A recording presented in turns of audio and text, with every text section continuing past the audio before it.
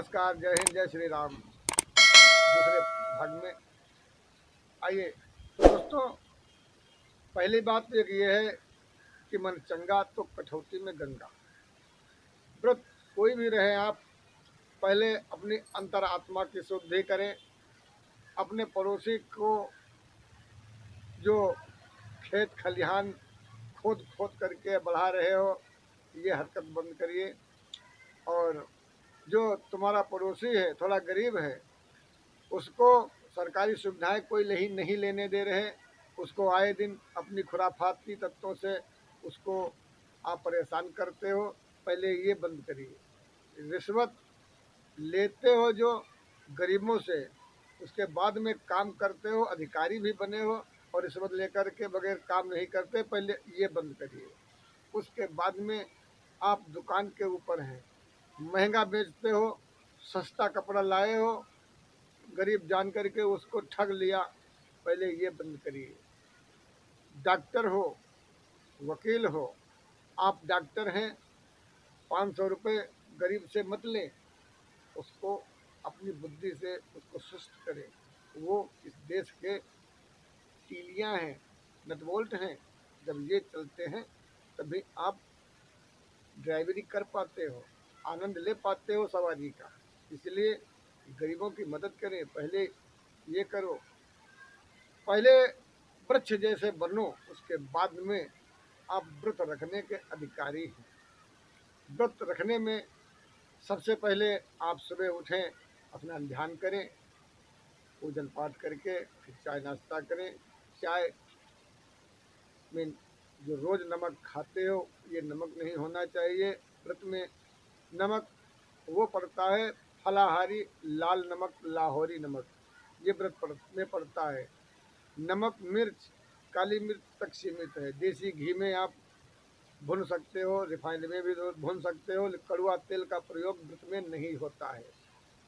आपको हल्दी का प्रयोग आलू में नहीं करना, कोई भी तली मिर्च मसाले की चीज़ें नहीं, सिर्फ नमक और स्वादानुसार मिर्चा आप ले सकते हो।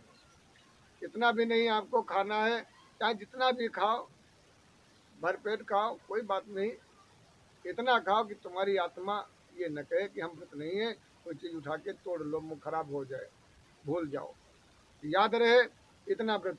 और व्रत जब तक रहे आप, तब तक जिस महादेव का जिस शक्ति का व्रत रखते हो, उसका निरंतर जाप करना चाहिए। निरंतर जाप रहे, उसका उस महाशक्ति का प्रवाह होता रहे।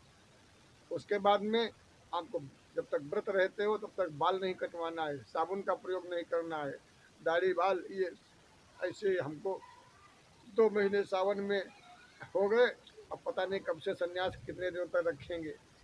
अब ये हम देखना चाह रहे हैं। तो व्रत के अंदर सन्यासी होना, ब्रह्मचर्य का पालन करना। व्यास गद्दी पर आप अगर कथा वाचक हैं तो आपका श्रृंगार वर्णित है, ये गलत है। कोई भी श्रृंगार व्रत में नहीं चलता है। बहु बेटियां अपने बाल खुले नहीं होना चाहिए और श्रृंगार अपना ढक के रखना चाहिए। कोई भी पर पुरुष व्रत के समय आपके ऊपर फोकस अपनी नजरें न डाल पाए। और दूसरी बात, आप घर के अंदर जितना भी हो सके घर के अंदर ही व्रत के समय अपना समय गुजारें। मंदिर देवस्थान नहीं जा सकते हो, दूर है, तो आप रात्रि का समय तो आप घर में ही अपनी आरती पूजन करें। रात्रि में कहीं दूर दराज मंदिर में न जाएं। कहीं पुजारी बाबा कोई भी मंदिर में हो, आप 2-4 लोग हैं तभी उस मंदिर देवस्थान में आप जाएं, आरती पूजन करें। अकेले 2 लोग मंदिर में ना जाएं। हमें किसी पुजारी, किसी पंडित, किसी बाबा पर कोई भरोसा नहीं है, क्योंकि हम देखते हैं अगर यही होता तो महाराज जी हमारे 12-13 लाख इस गरीब पारिवारिक पुजारी के लगा करके यहाँ अपना आसन लगा करके देश नहीं देख रहे हो। तो ये चीज़ों को मैं देख रहा हूँ, इसलिए आप व्रत रखें, भगवान महादेव आपके व्रत को पूर्ण करेंगे। चरपैया का इस्तेमाल नहीं होना चाहिए, खट्टा प्रयोग नहीं होना चाहिए। हम एक कथा सुना रहे हैं, सत्य पर आधारित प्रोग्राम, इसलिए हमारे देवस्थान पर एक व्यक्ति आता है और ठाकुर साहब आए और उन्होंने कहा कि महाराज जी हमें दर्द हो रहा है पेट में, हमारा दर्द ठीक हो जाएगा, हम आपकी कथा सुनेंगे। तो भाई महाराज जी ने सुन लिया उनकी। अब वो लड़का करीब काफ़ी बड़ा हो गया, जब उनको फिर से एक बार शिकायत जब मिली तब वो दौड़े और कथा भागवत के लिए वहाँ से 5 ब्राह्मण लेकर के आए। पांच ब्राह्मण लेकर के आए। आते ही उन्होंने सबसे पहले आलू को काला, आलू भुजा, करीबन 250 ग्राम तेल में उनको खूब फेंटा। उन आलूओं ने घी नहीं पिया, जितना पिया बाकी निकाल दिया। खैर वो उसको खा करने के उसको निकाला, खाया, उसमें नींबू डाल करके खाया, जो वर्णित नहीं है, जो आदेश नहीं देता है। फिर उसके बाद में पपीता खाया, फिर केला खाया, जिसमें पानी पिया, नींबू डाल निचोड़ कर पानी पीते। एक घंटे एक व्यक्ति तो दूसरे घंटे में दूसरा व्यक्ति, तीसरे घंटे में तो तीसरा व्यक्ति। आज हम देख रहे हैं कि एक एक घंटा पढ़ रहे हैं और इतना खा लिया कि उमस उमस रहे हैं, पाद रहे हैं, और हवा निकल रही, आधा शब्द खा जाते हैं, डकार में आधा निकलता है। लेकिन नहीं, 2 लोग नहीं बैठने वाले, वो एक एक करके पढ़ रहे हैं और बाकी 4 लोग सो रहे हैं, चरपैया पर सो रहे हैं, व्रत पढ़ रहे हैं, व्रत रह करके कथा पढ़ रहे हैं, नींबू का प्रयोग कर रहे हैं। पूरे वस्त्र, सिले हुए वस्त्र व्रत में नहीं होना चाहिए। सिले हुए वस्त्र पहन भूषण पहने हैं, क्या कहें भाई, ब्राह्मण है, किसी का कोई जिए या किसी का कोई मरे, उनको दक्षिणा से मतलब है। पैसे दो सुखी, पैसे नहीं मिले दुखी।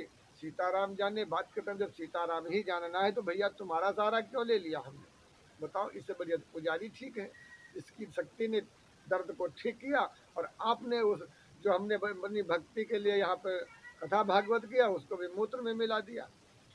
यज्ञ करते हैं। अच्छा हाँ, उसके बाद में पूरा हो गया। एक महाराज जी, हमारे हमारे महाराज जी स्वामी जो हैं पंडित जी, उन्होंने ड्राइवरी का काम करते हैं। वो गए और सड़क से गाड़ी जिसकी थी वहाँ खड़ी किया, और वहाँ से उल्टे पैर आए, स्नान किया और कहा अरे एक आदमी पढ़ रहा है, चलते हैं इसको करा देते हैं। शास्त्री जी थे। तो जैसे ही वो आए तो उनसे उन पंडितों ने कहा भाई हम तो जो है व्रत हो करके पढ़ रहे हैं, और आप व्रत हो तो पढ़ लीजिए, खाना खाए हो तो मत पढ़िए। तो वहाँ कहा भैया हम नहीं पढ़ेंगे। हालांकि शक्ति ने तत्काल कहा कि जिसका माँ बाप राम राम सीताराम करते करते मर गया, गत हो गया, उसका बच्चा अगर लेट्रिन भी करे हुए अगर सीताराम कर रहा है तो मैं सुनूंगा कथा, तुमसे कोई मतलब नहीं है। लेकिन फिर भी उन लोगों ने नहीं ध्यान दिया इस बात का, अपने अहंकार में चूर, और अपने कहा तो ठीक है भाई, वो चले गए बेचारे।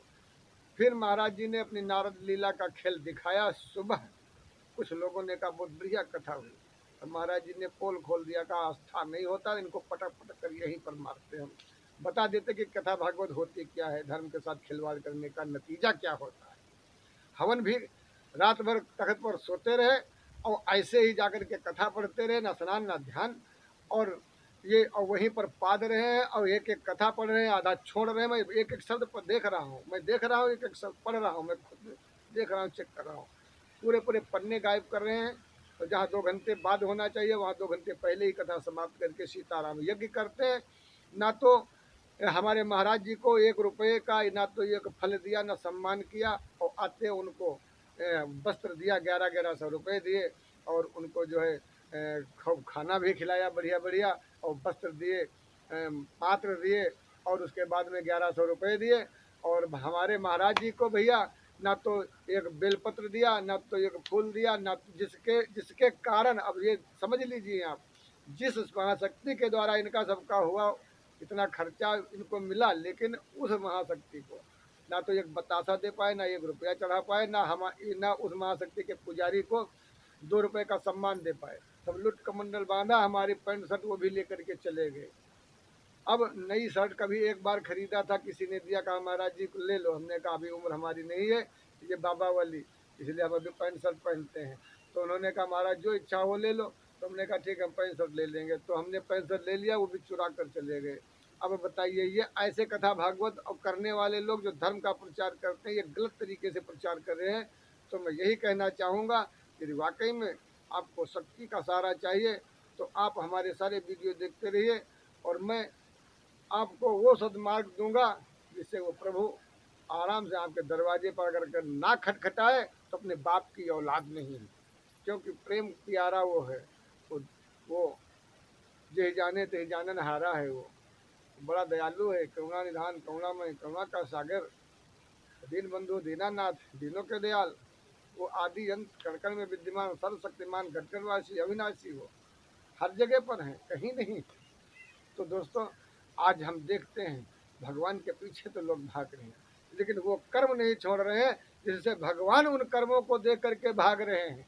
वो कर्म अगर छोड़ दें कि जिससे भगवान दे करके भाग रहे हैं, मोह कपट छल छिद्र निभावा और सो नर मोहि सपने नहीं भावा।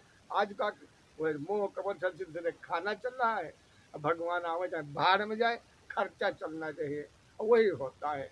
मैं देखता हूँ हमारी मेहनत, कहते हैं वहाँ पुजारी को 10,000 5,000 2,000 1100 देना है, हवन करवाना है, तो वहाँ महापुरुष लोग कहते लाओ हम ही हवन कर देंगे, और वहाँ हवन कर देते हैं। उसके बाद में 24 घंटे बाद उनको वही परेशानी शुरू, भैया किया है हवन, दे झेलो जाके।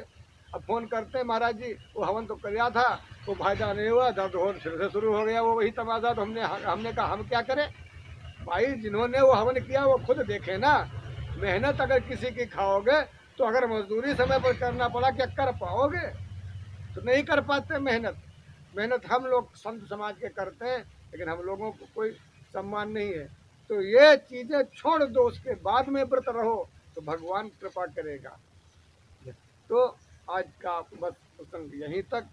तो व्रत रखें, ईमानदारी से रखें, किसी के साथ धोखा ना करें, किसी के साथ गद्दारी ना करें। और दोस्तों हमें भगवान शिव ने आसन दिया है, माँ भगवती ने आसन दिया।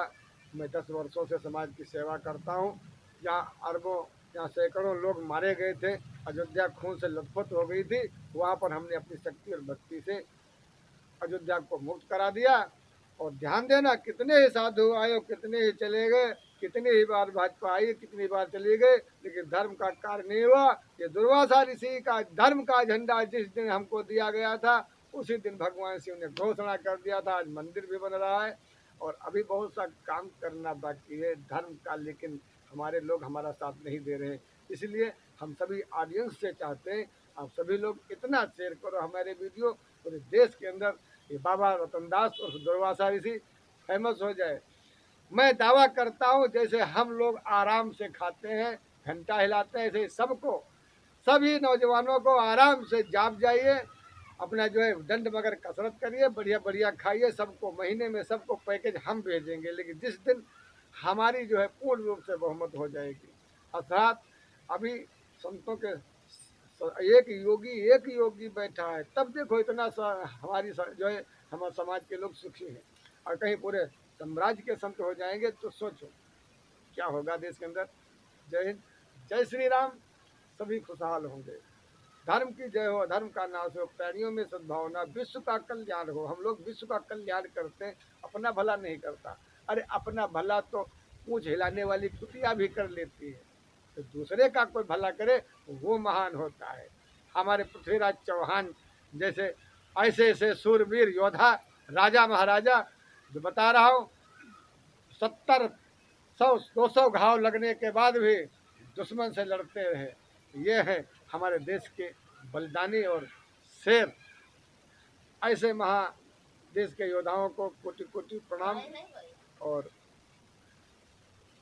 आप सभी देशवासियों को हार्दिक शुभकामनाएं। जय हिंद, जय श्री राम, ओम नमः शिवाय। इसी के साथ अपनी वाणी को विराम दे रहा हूँ।